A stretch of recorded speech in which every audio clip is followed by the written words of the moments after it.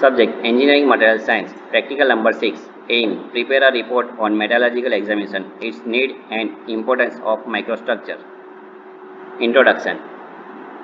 The basic difference between biological and metallurgical is the principle of examination. In a metallurgical microscope, light is reflected from specimen surface owing to the inability of visible radiation to propagate through a metallographic specimen. The metallographic specimen is opaque while the biological specimen is transparent.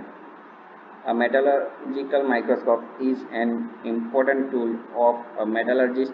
The metallurgical microscope is required for an object which is too small to be seen with an unaided eye. A microscope is used for the following purpose: to reveal structural characteristics such as grain size, shape, and distribution of phases and non-metallic inclusion. Use of microscope. Use of the lowest power objective is initially made for focusing the specimen. The coarse controlling specimen is used to lower the body until the low power objective is about 5 mm above the specimen. Looking carefully on the whole surface of the specimen by moving it under the objective over the stage and selecting areas which requires more complete study at higher magnification. Raise the body tube and bring the high power objective piece into place.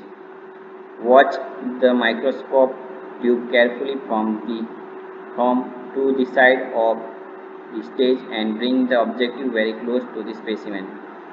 Bring the specimen into sharp focus by raising the body tube on the fine adjustment screw.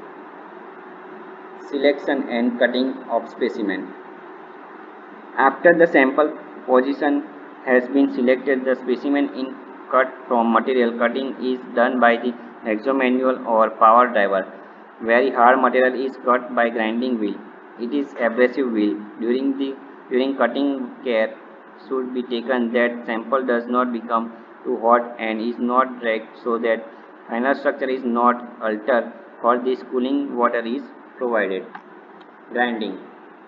Surface of the specimen is made plain by motor-driven build or file. Specimen must be kept cool by frequently dipping it into water during grinding operation.